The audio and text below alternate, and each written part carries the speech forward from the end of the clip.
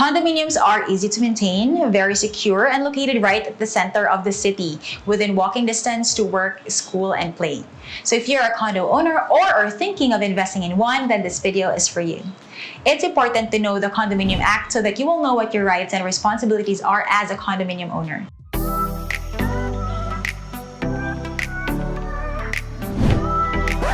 Hey guys, Alex here. Welcome back to my channel. As I continue with my series on the laws affecting the real estate industry, in today's video, let me share with you the Condominium Act, RA 4726, which took effect on February 15, 1995.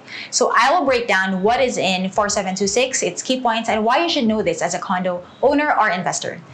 The Philippine real estate industry has been continuously growing over the recent years, and more people are now investing in the condominium market, whether as end users or investors.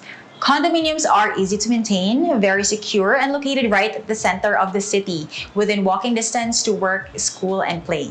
So if you're a condo owner or are thinking of investing in one, then this video is for you. It's important to know the Condominium Act so that you will know what your rights and responsibilities are as a condominium owner. The purpose of the Condo Act, RA 4726, is to define the condominium, establish the requirements for its creation, and govern its incidents. So, what is a condominium? As defined in the Condominium Act, a condominium is an interest in real property consisting of a separate interest in a unit in a residential, industrial, or commercial building, and an undivided interest in common, directly or indirectly, in the land on which it's located and in other common areas of the building.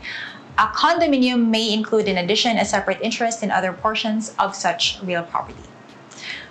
Okay, that was a complicated definition, but basically what it means is that a condominium is a residential complex in which there are separate units called condo units, with each unit being owned by an individual, while the common areas are owned by the condo corporation, which consists of all the unit owners. So that's the simplified version. Now, who can buy condo units? Although foreigners and foreign corporations are by law prohibited to owning land, they can buy condo units. Also, Filipino citizens and corporations can own condominiums as well. So when it comes to ownership of the entire building, though, foreigners are restricted to owning not more than 40% of the total and outstanding capital stock of a corporation. So at least 60% should be Filipino-owned and controlled. So what forms part of a condominium? The boundary of the unit are the interior surfaces of the perimeter walls, floors, ceiling, windows, and doors. Basically, everything that's inside your unit. So what isn't part of your condominium unit?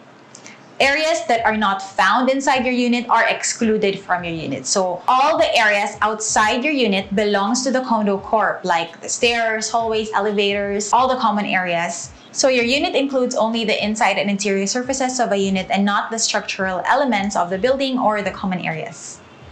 So who owns the common areas in a condominium? Common areas, which consist of the entire project except all units separately owned, are generally owned by the condominium corporation. So once a condominium all the condos are turned over to the unit owners, a corporation is formed for that purpose, with all unit owners having an equal share. So all unit owners will also follow the restrictions stipulated in the condominium certificate of title. Can I mortgage my unit for a loan? Yes. The Condominium Act states that each condominium owner shall have the exclusive rights to mortgage, pledge, or encumber his condominium and have the condo appraised independently of other condominiums. Can I sell my condominium unit? Of course. Since it has a separate title for your unit called the Condominium Certificate of Title, you can sell or mortgage or rent out your unit at your discretion. When you sell your unit, however, you are not just selling the unit itself, but also selling your interest in the common areas as well as your membership and shareholdings in the condominium corporation. So what will happen to a condominium investment after 50 years? when a condominium is fully turned over to the unit owners, it becomes like a corporation. And you become one of the owners of that corporation. So this means as a condominium unit owner, you will have a say in the decision making as to what to do with the whole building. So after 50 years, it's up to the condo corp what to do with the building. If the building is deemed to be unsafe and uninhabitable, the condo corp can choose to either rehabilitate the building or just sell it. So if it has been decided that the property is going to get sold, you will get your appropriate share of the proceeds of the sale. What are my rights as a condominium unit owner?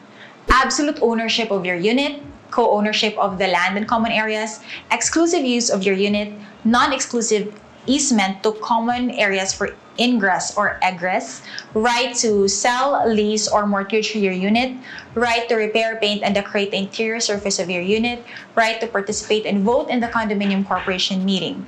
A condominium corporation shall not, during its existence, sell, exchange, lease, or otherwise dispose the common areas owned or held by it in the condominium project, unless authorized by the affirmative vote of all the stockholders or members. When the building is sold by lawful way, unit owners will be compensated by your appropriate shares from the proceeds of the sale. So common area is shared by all unit owners and not by just one owner.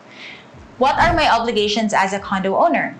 So you need to, as a condo owner, pay the real property tax on your condominium unit, share the realty tax on the land and the common areas, pay the insurance on your unit, share the insurance on the common areas, comply with use restrictions, pay dues and assessments, and give other unit owners the priority or right to buy your unit, right of first refusal, because if so required in the master deed. So this is basically the gist of the condominium law, RA 4726.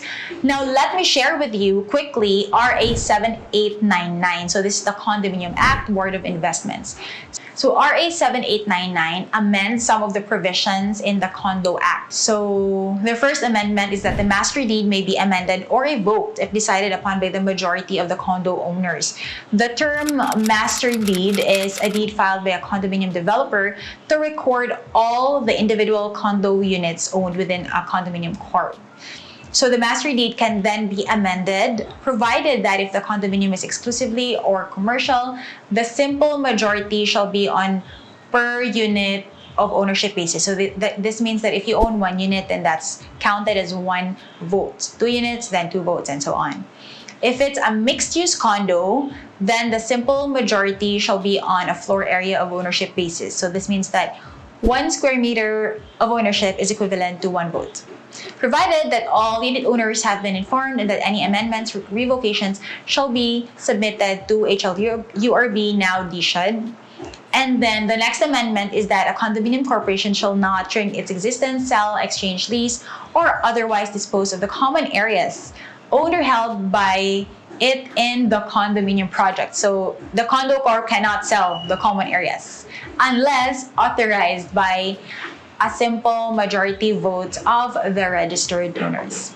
And that's it for the Condominium Act. I hope you learned something new in today's vlog, and as always, I will see you in my next video.